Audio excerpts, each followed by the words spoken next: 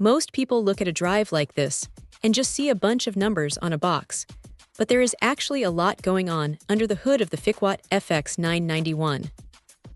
It is one of those components that tries to bridge the gap between high-end performance and a price tag that doesn't make your wallet cry. Right out of the gate, the speed is the headline here. We are talking about a drive that hits those 7,000 megabytes per second read speeds, which is basically the ceiling for what a PCIe Gen 4 interface can handle.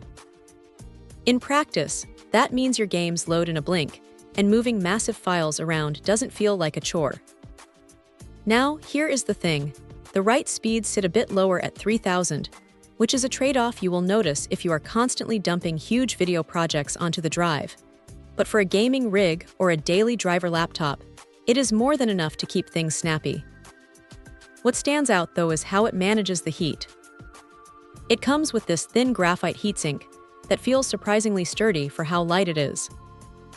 It does a decent job of keeping the controller from throttling when you are pushing it hard, though if you are planning to bury this in a cramped laptop chassis with zero airflow, you might still see it get a little toasty during long, sustained writes.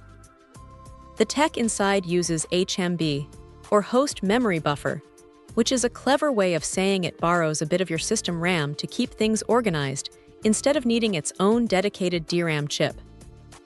It is a smart way to keep the cost down without sacrificing that snappy feel you want from an NVMe drive.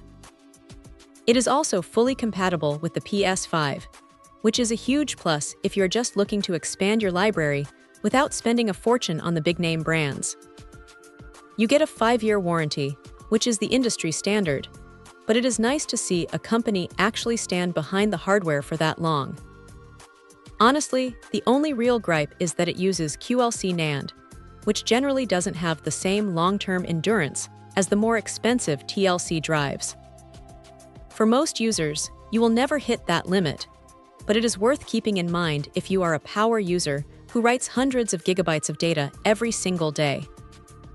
It is a solid, no-nonsense piece of kit that does exactly what it says on the tin. If you want to speed up your system without overpaying for a brand name, this is a pretty compelling way to go. Check out the video description for updated price. And thank you for watching this video.